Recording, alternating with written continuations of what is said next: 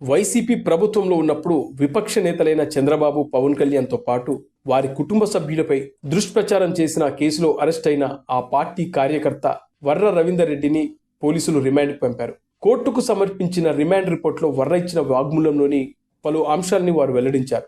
ఇందులో చాలా సంచలన విషయాలు ఉన్నాయి. వైసీపీ హయాంలో తమ రాజకీయ ప్రత్యర్థులపై సోషల్ మీడియాలో ప్రచారంపై పోలీసులకు వర్ర రవీందర్ రెడ్డి సంచలన విషయాలను వెల్లడించాడు. ఇందులో ఐపాక్ టీం కంటెంట్ ఇస్తే ఫేస్బుక్లో పోస్ట్ చేసేవాళ్ళమని చెప్పాడు. జగనే కావాలి, జగనే రావాలి అనే యాప్లో ఈ కంటెంట్ పోస్ట్ చేసేవాళ్ళమని వెల్లడించాడు. వైసీపీకి వ్యతిరేకంగా మాట్లాడే వారిని లక్ష్యంగా చేసుకొని పోస్టులు పెట్టినట్లు అంగీకరించాడు. జనసేన, టీడీపీ అధినాయకులు, వారి కుటుంబ సభ్యులపై పోస్టులు పెట్టేవాళ్ళమన్నాడు. YCP social media convenor Vivek Reddy సూచనలతో పోస్టులు పెట్టినట్టు వర్రా తెలిపాడు. సజ్జల భార్గవ్ రెడ్డి బాధ్యత తీసుకున్నాక మరింత రెచ్చిపోయినట్లు చెప్పుకొచ్చాడు. జడ్జీలకు వ్యతిరేకంగా పోస్టులు పెట్టాలని భార్గవ్ రెడ్డి బెదిరించాడని వర్ర రవీందర్ రెడ్డి పోలీసులకు వివరించాడు.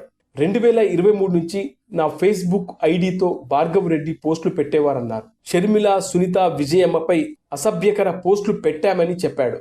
ఆ పోస్టులు పెట్టాలని అవినాష్, పిఏ రాఘవరెడ్డి కంటెంట్ ఇచ్చినట్లు చెప్పుకొచ్చాడు. ఎలాంటి పోస్టులు పెట్టాలనేది అవినాష్ రెడ్డి, రాఘవరెడ్డి చర్చించేవారన్నారు.